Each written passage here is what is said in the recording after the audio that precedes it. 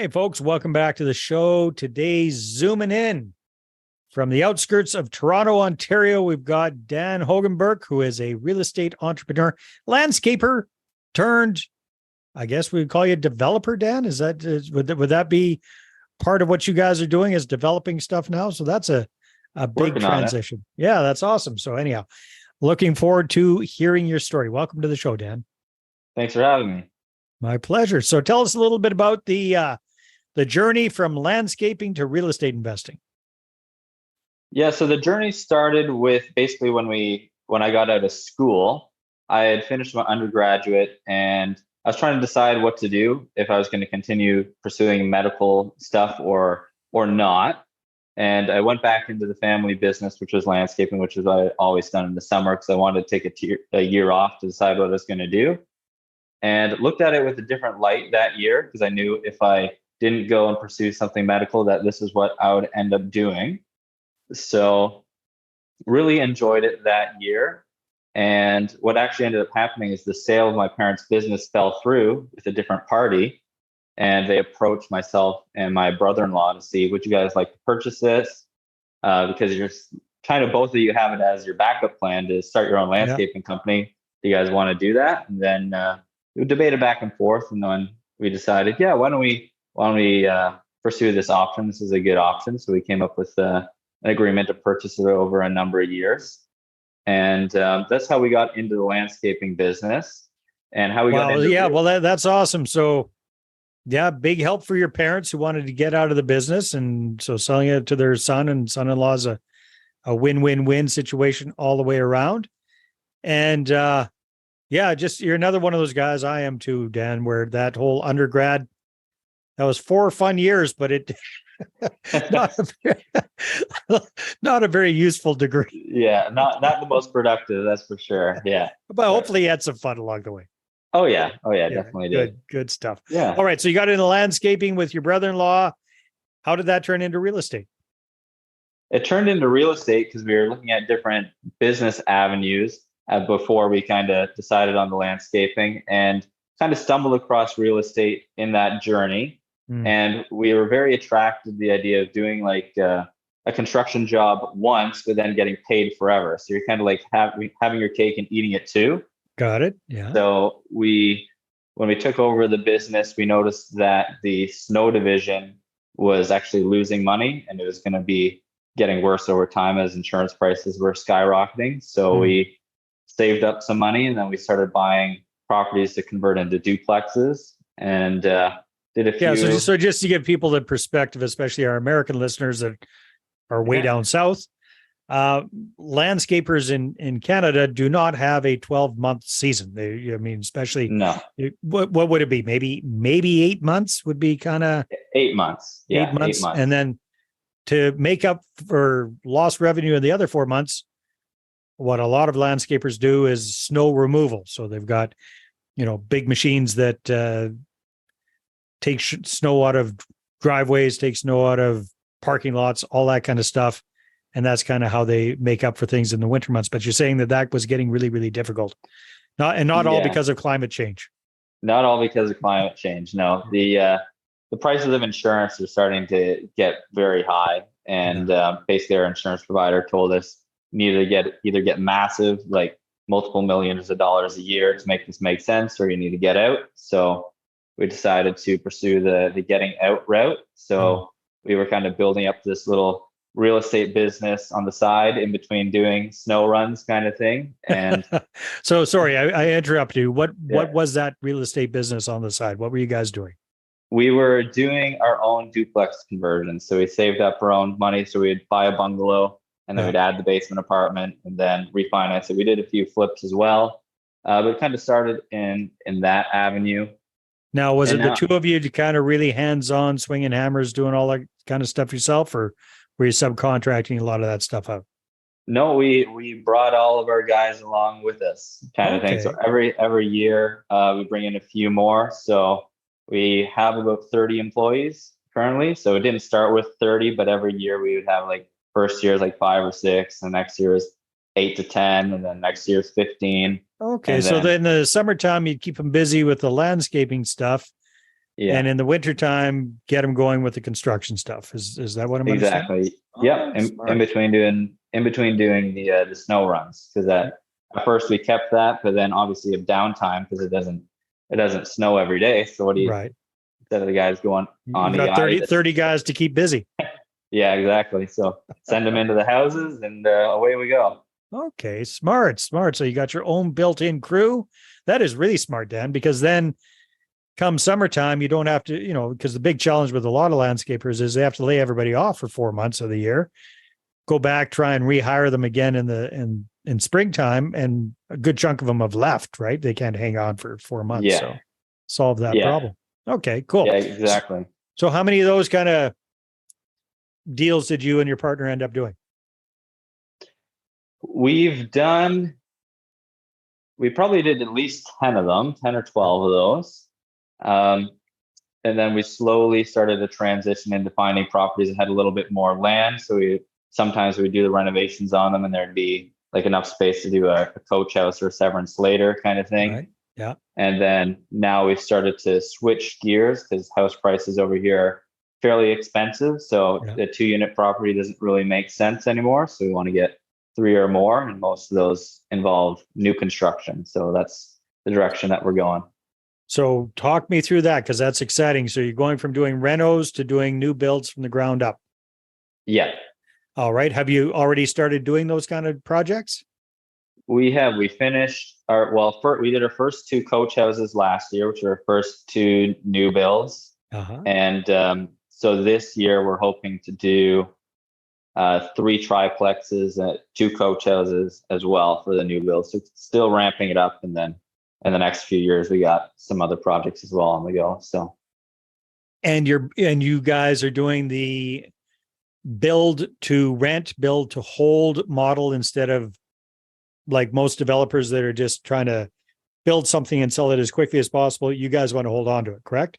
Yeah, we want to build to hold, because I like that idea of getting paid forever from the work that you do. So I like that too. In fact, that might be the title of this episode. So what are your plans moving ahead, Dan? So our plans moving ahead is to keep building out the real estate side of the business, start focusing more on really, really growing that. So we'd like to have our own in-house designers. I'm just submitted my Tarion license, which is the new home construction license, so we can build for other people as well. Okay. But the primary focus is to build more like apartment buildings for ourselves, like small apartment buildings, eventually larger ones, but continue to build the skill set and build connections by doing them for other people as well as ourselves. Yeah, that's pretty smart, because you've got a nice built-in couple of businesses there. You got your landscaping business, which, building these properties, managing your properties. Hey, guess what? Landscaping's already taken care of. No problem there. And keep doing that into the future. And you've got something to focus all of your labor guys on in the slow months for the landscaping business. Although I would imagine that the new build business will take off as well. And quite frankly, isn't it better to be doing the building in the spring and in the summer and the fall versus the middle of winter in Ontario? It definitely is. That's one of the struggles, is making sure that the permits are ready in time, that you can have the shell done, so that way you can get in. If the shell's not done, then it's definitely going to be a lot more challenging for sure. And definitely get a lot of cold fingers and cold toes if not, Yeah. So the idea is to get the shell up in the summer, fall type thing, and then be able to do the interior stuff in the winter time. Yeah. Got it. Very cool. That's a smart plan of action. So, Dan, you guys have done a number of these. How are you financing these projects? Are you just using your own capital? Are you bringing on joint venture partners, bringing on investors? How does the money side work? Wow, that's another fantastic idea. Hold on to that thought for a sec. We'll be right back.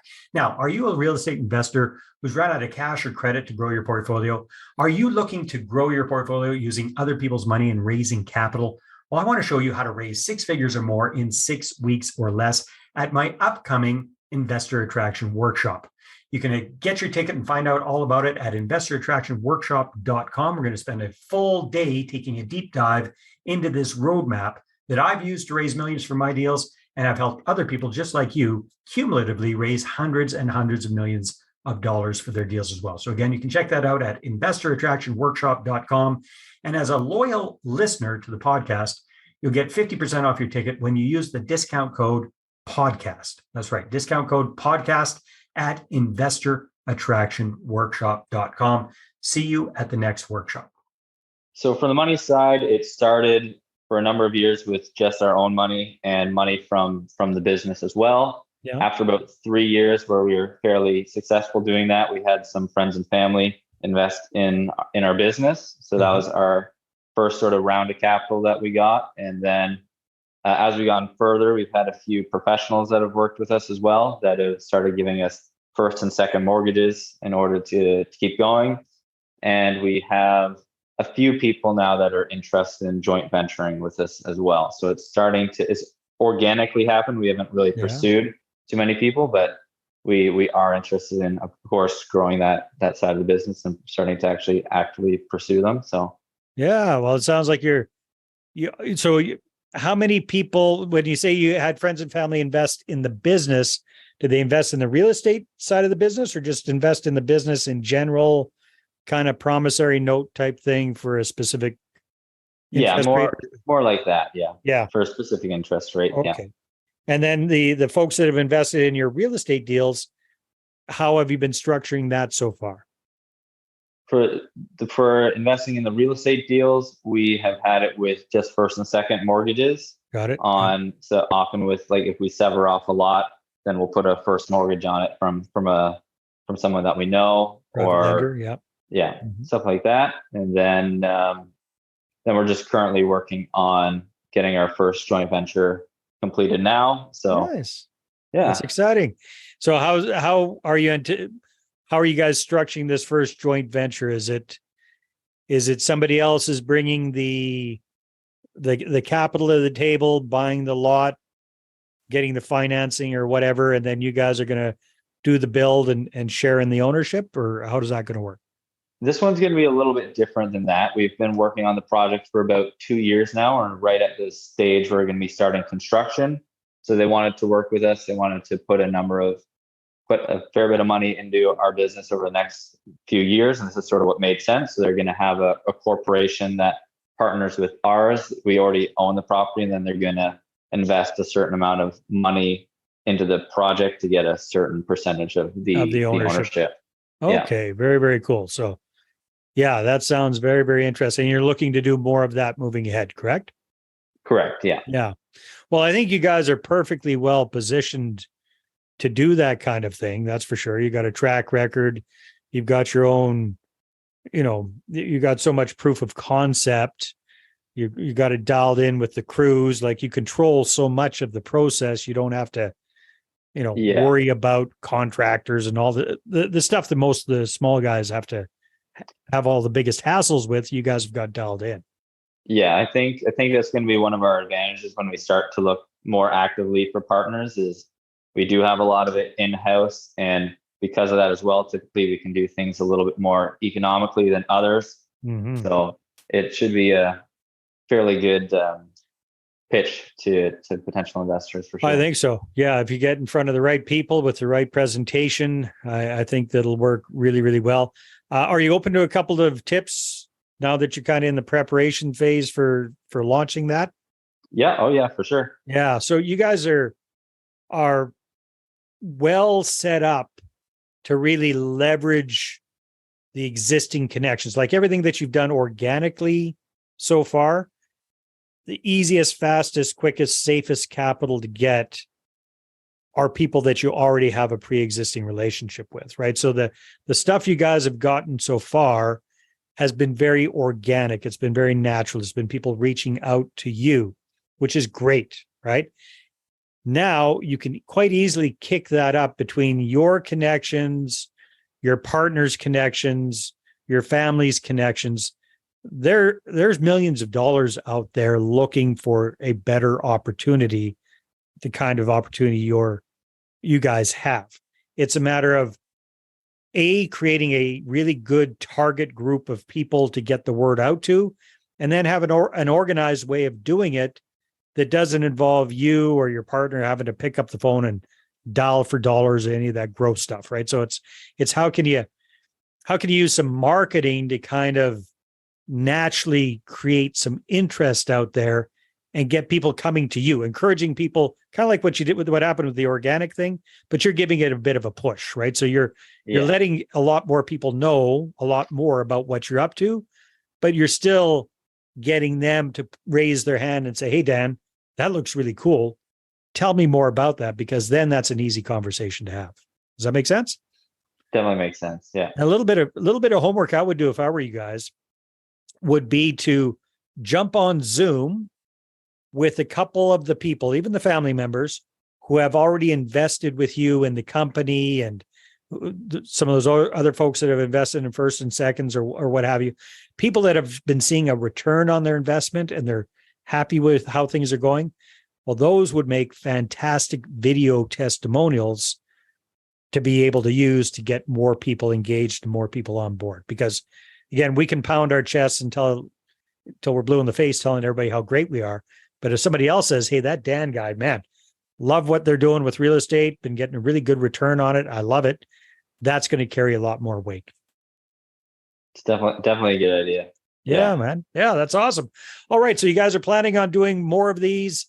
You got off to, I like that you're doing it kind of, bite-sized chunks at a time, right? You're not taking on more than you can handle. So you did the few coach houses last year. Next year, the goal is, I think you said 3 triplexes. Is that correct? Yeah. And then just kind of build up from there.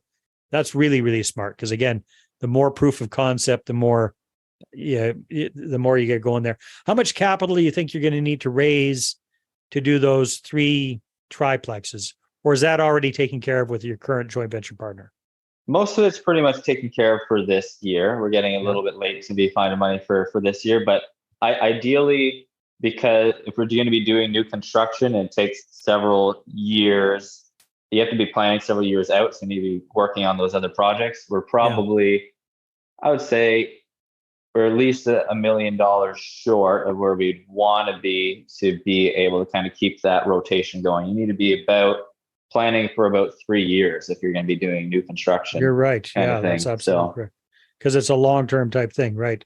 Yeah, that makes sense. So, yeah, it'd be a good idea to get the marketing machine going sooner rather than later for that, because it's always better to have that money spoken for, so to speak, instead of scrambling for it last minute. Yeah, exactly. Yeah, that's great. Well, Dan, this is awesome. If people want to find out more about you and you guys and what you're up to, is there somewhere we can point them? Yeah, I have a website, northlakesdevelopments.ca. That's also my Instagram. You can look at that as well, or you can look me up on Facebook, which is just Dan Hogenbirk. Fantastic, Dan. Well, thank you so much for spending some time with us here today on the show and sharing your experience. And I love what you guys have done with, transitioning from just landscaping and snow removal to doing the real estate thing, a little bit here, a little bit there, and then getting your crews, keeping them busy, working on your real estate deals, and then turning that into a whole business in and of itself. I think that is absolutely fantastic and admirable. And I can't wait to see how you guys are doing in the next 3, 4, 5 years. I think it's going to be a big success. Thank you. Yeah, we're excited to see where it goes for sure. All right, everybody, take care. We'll talk to you on the next episode. Well, hey there. Thanks for tuning into the Property Profits Podcast. If you like this episode, that's great. Please go ahead and subscribe on iTunes. Give us a good review. That'd be awesome. I appreciate that. And if you're looking to attract investors and raise capital for your deals, then I'm going to invite you to get a complimentary copy of my newest book, right back there. There it is. The Money Partner Formula. You can get a PDF version at investorattractionbook.com. Again, investorattractionbook.com. Take care.